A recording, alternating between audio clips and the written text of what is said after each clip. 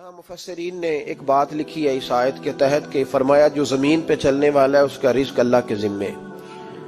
فرماتے ہیں کہ یہ اللہ نے ہماری عقل کے مطابق ہم سے بات کی ہے، ورنہ آسمانوں میں جتنی مخلوق ہے رزق اس کا بھی اللہ کے ذمے ہی ہے. یہاں جو فی الارض کے لفظ ہے زمین پہ، وہ ہمیں سمجھانے کے لیے کہ تم نے تو صرف یہ دنیا دیکھی ہے نا، تو جس کو تم نے دیکھا ہے وہ سب کھاتے اللہ کا دیا ہوا ہی ہے. تو جو ہم نے دیکھا تھا رب کریم نے اس کے مطابق ہمیں سمجھا دیا. فرمایا کچھ تو تم نے دیکھے ہی نہیں، چلو ان کی تم سے بات نہیں کرتے، پر جو تم نے دیکھے ہیں ان سب کا رزق کس کے ذمے ہے؟ اللہ کے. میرے محبوب کریم علیہ الصلوۃ والسلام نے فرمایا اللہ پہ بھروسہ رکھ کے سویرے نکل جانا رزق کی تلاش میں. کس پہ بھروسہ رکھنا ہے؟ نکلنا تمہارے ذمے ہے. یہ نہ کہنا کہ گھر بیٹھوں گا تو یہیں آئے گا، نکلنا تمہاری ذمہ داری ہے. جتنی ذمہ داری ہے وہ پوری کرنا. اللہ پہ بھروسہ کر کے نکل جانا تمہاری ذمہ داری ہے. رب کا ذمہ ہے تمہیں رزق دینا، وہ ضرور تمہیں رزق پہنچائے گا. یا رسول اللہ صلی اللہ علیہ وسلم کس طرح پہنچے گا؟ تو ذرا حضور کے لفظوں کا حسن بھی دیکھیے. نبی پاک صلی اللہ علیہ وسلم نے فرمایا جس طرح موت تمہیں ڈھونڈ لیتی ہے نا کہ تم کہاں موجود ہو، جب وقت آتا ہے تو انسان پاکستان میں ہو تب بھی آ جاتا ہے، جدہ میں ہو تب بھی آ جاتا ہے، مکہ میں ہو یا مدینہ طیبہ میں وقت پھر بھی آ جاتا ہے. فرمایا جس طرح موت تم جہاں بھی ہو تم تک پہنچ جاتی ہے نا، اس طرح تمہارا رزق بھی تم جہاں موجود ہوتے ہو اللہ وہاں پہنچا دیتا ہے. تو یا رسول اللہ صلی اللہ علیہ وسلم کس انداز میں؟ تو فرمایا نکل جانا تمہاری ذمہ داری ہے. فرمایا سویرے پرندے بھی نکل جاتے ہیں اور شام کو جب لوٹتے ہیں تو اللہ انہیں پیٹ بھر کے روزی عطا فرماتا ہے. حالانکہ ان کو نہیں پتا ہوتا ہمارا کارخانہ کہاں ہے، ہم نے کہاں جا کے مزدوری کرنی ہے. ان کو نہیں پتا ہوتا کہ ہمارا دفتر کہاں ہے، ہم نے کس آفس میں بیٹھنا ہے. ان کو نہیں پتا ہوتا کہ ہم نے کہاں جا کے مال خریدنا ہے اور کہاں سے ہم نے پھر اس کو دوبارہ بیچنا ہے. انہیں خبر نہیں ہوتی. اللہ پہ بھروسہ کر کے نکل جاتے ہیں. نکلنا تو تیرے ذمے ہے کہ نہیں؟ فرمایا وہ تو ڈیوٹی کر، شام کو اللہ جو رب پرندوں کو روزی دیتا ہے وہ تجھے بھی عطا فرمائے گا. تو جس حال میں ہے، چونکہ تو نے اپنا یہ حال خود نہیں بنایا، جس نے بنایا ہے وہ بڑا بہتر جانتا تھا کہ تو اسی حال میں اسے اچھا لگتا ہے. تو اسے اسی حال میں، ایک بزرگ تھے تو ان کی طبیعت بڑی علیل ہو گئی، بیمار ہو گئے، تو اللہ نے آزمائش دی تو کیڑے پڑ گئے وجود میں. ایک کیڑا یہاں سے کھا رہا تھا، اللہ والے بڑے راضی رہتے ہیں اس کی رضا پہ. تو کیڑا یہاں کھا رہا تھا تو نیچے گر گیا، تو بابا جی نے اٹھا کے پھر وہاں رکھ لیا. کہنے لگے جب اس نے تیری ڈیوٹی مجھے کھانے کی لگائی ہے تو میں اس بات پہ راضی ہوں، تو نیچے کیوں گرتا ہے؟ بس ٹھیک ہے کھا، جب اس نے تجھے ڈیوٹی جو تیری لگائی ہے. سالبہ بن عبد الرحمن ایک صحابی تھے، سالبہ غالباً نبی پاک صلی اللہ علیہ وسلم کی خدمت میں آئے. کہنے لگے یا رسول اللہ صلی اللہ علیہ وسلم غربت بڑی ہے، میرے لیے دعا کریں اللہ زیادہ مال دے. تو محبوب صلی اللہ علیہ وسلم نے فرمایا تو جس حال میں اچھا ہے وہ تیرے لیے بہتر ہے، جس میں تو ہے وہی حال تیرے لیے. مشکل ہے نا یہ جواب سننا. یا رسول اللہ صلی اللہ علیہ وسلم دعا کر دے. تو محبوب نے کیا فرمایا؟ فرمایا تو جس حال میں ہے نا وہ حال تیرے لیے بہتر ہے، اسی میں رہ. کہ نہیں حضور دعا کریں. فرمایا سالبہ تو باز آ جا. حضور دعا کریں. فرمایا تو باز آ جا. 2-3 دفعہ کا ضد کی. محبوب نے فرمایا جا پھر اللہ تجھے زیادہ پیسے دے گا. چند بکریاں خریدی، اتنی برکت ہوئی کہ بکریوں کے ریوڑ بن گئے. پھر کچھ بکریاں بیچ کے گائے خرید لی، ان کے بھی ریوڑ ہو گئے. پھر کچھ اونٹنیاں لے لی، ریوڑ ہی ریوڑ.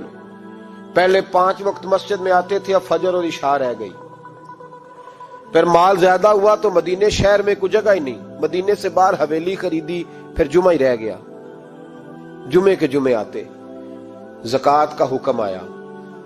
میرے نبی کریم علیہ السلام نے حضرت ابو ہریرہ کو بھیجا. فرمایا جا اسے کہہ تیری زکوٰۃ بنتی ہے 2.5%. تو سالبہ کے پاس حضور نے پیغام بھیجا. پہلے تو کہا تیرے لیے بہتر نہیں مال. جب اصرار کیا تو بڑی برکت ہو گئی، بڑا آیا تو فرمایا زکوٰۃ دے. 2.5% زکوٰۃ ہے. اب جب سوچا کہ 5 اونٹوں پہ ایک بکری جائے گی اور بڑا سارا مجھے دینا پڑے گا، اب جب غور کیا تو یہ تو نہ کہا کہ میں نہیں دیتا، حضرت ابو ہریرہ سے کہنے لگے نبی کریم علیہ السلام کی خدمت میں عرض کرنا کہ میں خود آؤں گا۔ حضرت ابو ہریرہ نے آ کے عرض کی یا رسول اللہ صلی اللہ تعالی علیہ وسلم، حضور وہ کہتے تھے میں خود آؤں گا۔ تو کہتے ہیں محبوب نے ٹھنڈی سانس لی، فرمایا اسے کہا تھا کہ تیرے لیے مال بہتر نہیں، اب ہلاک ہو گیا، ہائے افسوس ہلاک ہو گیا۔ ان کو بھی تھوڑی دیر کے بعد احساس ہوا کہ یہ میں نے کیا کیا، نبی پاک کو ہی کہہ دیا نہیں ہے، حضور کو کہہ دیا بعد میں آؤں گا۔ اب دوڑے آئے، عرض کی حضور میں سارا کچھ لے کے آیا ہوں، قبول کر لیں۔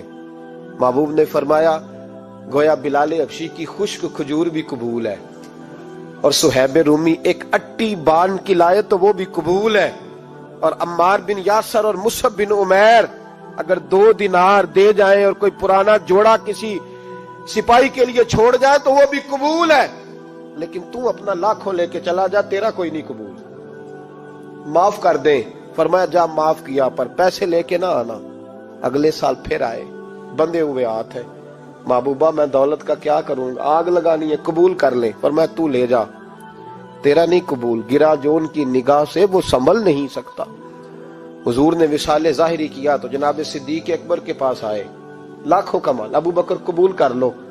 تو جناب صدیق اکبر کہنے لگے اس کا کر لوں جس کا نبی نے نہیں کیا، چل جا کوئی نہیں چاہیے۔ حضرت عمر کے زمانے میں قحط پڑ گیا، بارشیں نہیں ہوتی، غلہ نہیں ملتا، حالات خراب ہیں، مالی طور پہ بحران آ گیا، غربتیں، مجبوریاں، تکلیفیں، آ کے روئے عمر میرا قبول کر لو، مجھے معافی تو مل گئی تھی نا۔ فرمایا معافی اپنی جگہ پہ، پر جس کا مصطفیٰ نے قبول نہیں کیا۔ بہت سارے لوگوں کو پتہ ہی نہیں کہ ان کا قبول ہی نہیں ہوا، اور وہ الجھے ہوئے، انہیں خبر ہی نہیں کہ اصل بات کیا ہے۔ فرمایا جس کا مصطفیٰ کریم نے قبول نہیں کیا، اب ہیرے اور جواہرات بھی لے کے آئے تو بھوکے مریں گے، پر اس کا قبول، اس بات پہ راضی رہو اس حال میں اللہ نے رکھا ہوا ہے، اس حال میں راضی رہو۔ یہ جو مصیبت ہے نا دیکھنی کہ وہ بھی میرے پاس، تمہیں کیا پتا، کبھی پوچھ تو صحیح اس سے وہ کس مصیبت کا شکار ہے، جو مالی طور پہ بڑا امیر ہے، تو اس کی طرف دیکھ کے اپنا دل برا کرتا ہے۔ بس جس حال میں رب نے رکھا ہے اس حال میں رہ۔ حضرت عثمان غنی کے زمانے میں تو وہ وصال کر گئے، لیکن بھائی تو جس حال میں تیرا رب تجھے رکھتا ہے اس حال میں رہ، تیری مالی پریشانیاں ختم ہو جائیں گی۔ امام شافعی فرماتے ہیں جن گھروں میں لوگ فجر کی نماز کے وقت سوئے ہوتے ہیں ان گھروں میں رزق نہیں آتا۔ آپ فرماتے ہیں فجر کا وقت اللہ کے دینے کا وقت ہے، اس وقت اللہ بانٹتا ہے۔ حضور صلی اللہ علیہ وسلم کا فرمان ہے نا حدیث میں کہ تہجد کے وقت اللہ پہلے آسمان پہ نزول اجلال فرماتا ہے جو اس کی شان کے لائق ہے تہجد کے وقت، اور وہ کہتا ہے مانگو میں تمہیں عطا کروں گا۔ لینے کی باری آئے تو بندہ سمیٹ سماٹ کے اندر گھس جائے۔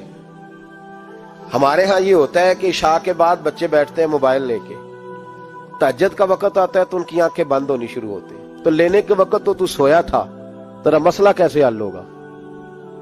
بھائی جب کوئی آدمی خیرات بانٹ رہا ہو تو جو پیالہ پیچھے کر لے اسے ملے گا؟ کہتے اس وقت آنا جب میں بانٹ رہا تھا، اب تو کدھر آ گیا ہے؟ مثال دے رہا ہوں۔ تو فجر کا وقت مانگنے کا ہے، تو ساری رات تو گزر گئی گیمیں کھیلتے، ٹی وی دیکھتے، اور جو لینے کا وقت تھا تو سو گیا، تو کیسے آئے گا تیرے پاس؟ تو اٹھے سویرے، بندوں سے مانگ کے دیکھ لیا، بڑی عزتیں خراب ہوئی، فجر کا وقت اٹھ کے جھولی پھیلائے۔ میرے رسول پاک علیہ السلام فرماتے ہیں، رب فرماتے ہیں جب بندے میرے آگے جھولی پھیلاتے ہیں مجھے شرم آتی ہے، کیسے خالی واپس کر دو؟ تو اس کے سامنے جھولی پھیلائیں سویرے اٹھ کے، رزق میں برکت ہوگی۔ اور پھر ایک اور بات، 5ویں بات، رزق میں تنگی اس وقت ہوتی ہے جب ہم مال غلط جگہ پہ خرچ کرتے ہیں۔ اللہ مال دیتا ہے اپنے فضل سے، اور جب ہم اسے ضائع کریں، مثال دیتا ہوں، میرے پاس ایک شخص نے آ کے کہا حضرت جی بچی کی شادی ہے، یا میرا گھر میں کوئی بیمار ہے، یا بڑی آزمائش ہے، 10,000 کی ضرورت ہے، میں نے تھما دیا اس کو، پھر مجھے بعد میں پتا چلا کہ اوہو وہ تو عیاشی کر رہا ہے پیسوں سے، وہ تو چلا گیا کہیں گھومنے اور فلاں ہوٹل میں، مہنگے ہوٹل میں بیٹھ کے کھانا کھا لیا، تو میرے دل پہ کیا گزرے گی اس شخص کے بارے میں؟ بلا مثال و بلا تشبیہ سمجھانے کے لیے اللہ نے مال دیا فضل سے، اور اگر عیاشیوں میں لگا دیا۔ صوفیاء فرماتے ہیں کہ اگر ایک دھیلا تو حرام جگہ پہ خرچ کرے نا، ایک دھیلا، تو 1,00,000 دینار کی برکت تیرے گھر سے اٹھ جاتی ہے، ایک دھیلا حرام جگہ پہ۔ قرآن مجید کی آیت پڑھتا ہوں، رب فرماتا ہے وَمَنْ أَعْرَضَ عَنْ ذِكْرِي فَإِنَّ لَهُ مَعِيشَةً ضَنْكًا، بڑی سخت آیت ہے۔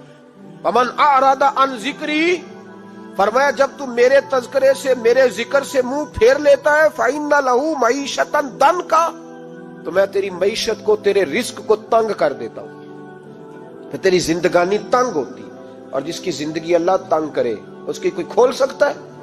کہتے ہیں بڑی جگہوں پہ گیا ہوں، بڑی پھوکے مروائی، بڑے دم کرائے، حالات صحیح نہیں ہوتے، تو مسجد آ کے توبہ کر۔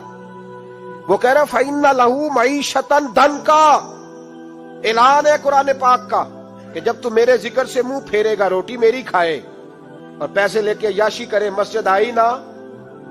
حکم تو یہ ہے کہ جتنی جتنی نعمت بڑھتی جائے سجدے بڑھنے چاہیے، لیکن ہم لوگ سجدے کم کرتے جاتے ہیں، فرض نماز بھی نہیں پڑھتے، پھر رزق تنگ ہوتا ہے، پھر اللہ کے عدل کا نظام چلتا ہے، پھر خرابی ہوتی۔ اس لیے یاد رکھیں قرآن مجید نے حکم دے دیا کہ اگر چاہتے ہو کہ رزق میں برکت ہو تو پھر رزق دینے والے کے آگے جھک جاؤ، پھر رزق دینے والے کے آگے جھکو۔ تو مالی پریشانی کا بہت بڑا سبب یہ ہے کہ ہم مسجد کی طرف نہیں آتے، دین کی طرف نہیں آتے، پیسہ ناجائز جگہ پہ خرچ ہوتا ہے۔